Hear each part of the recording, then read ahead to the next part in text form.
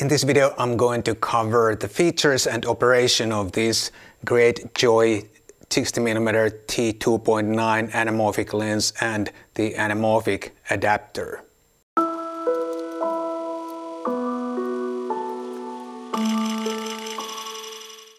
Hi guys, my name is Matti Sulanto and I'm a photographer.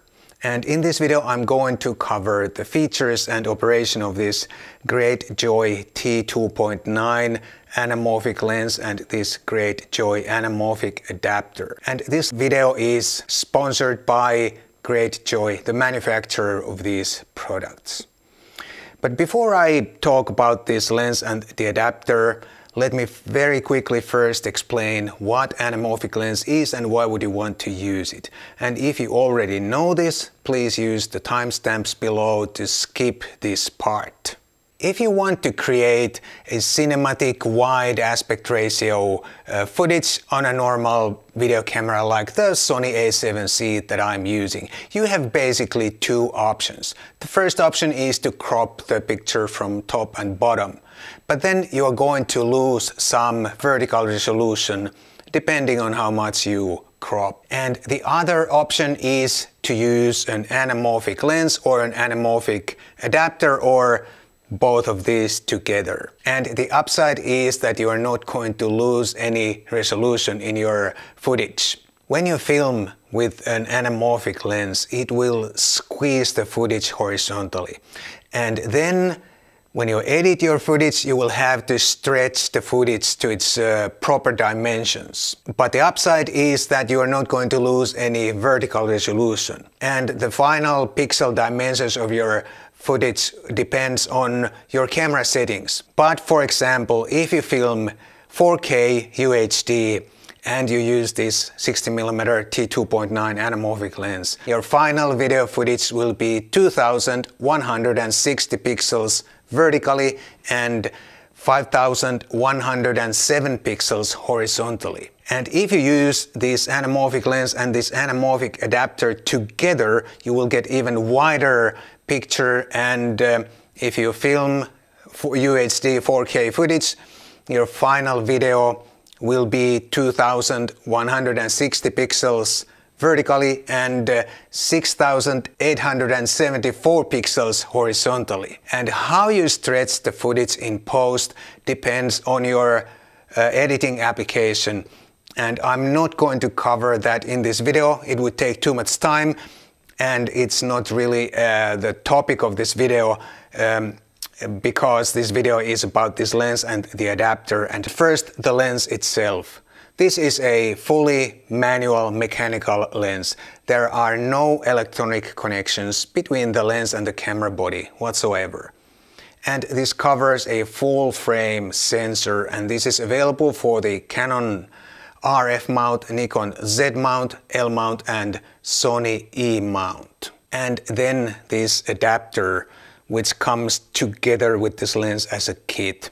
But you can use this adapter with almost any normal lens also. The build quality seems very decent indeed. This lens is made of metal, there are no plastic parts visible. The aperture ring is very smooth and stepless because this is a movie lens, and also the scale is in T-stops instead of f-stops, also because this is a movie lens. The focus ring is also very smooth, and it's worth mentioning that the lens does not change its length when it's focused. And there are built-in gears also, so you can easily mount this on a rig, because that's what you probably want to do if you are a movie maker. This lens weighs in at about 785 grams and the filter size is 67 millimeters. The build quality of this adapter is very similar to the lens itself. It's made of metal and it feels very high quality and very solid. There's a focus ring also on the adapter, and if you use this lens and adapter together, you will set the lens focus ring at infinity and you focus with the adapter.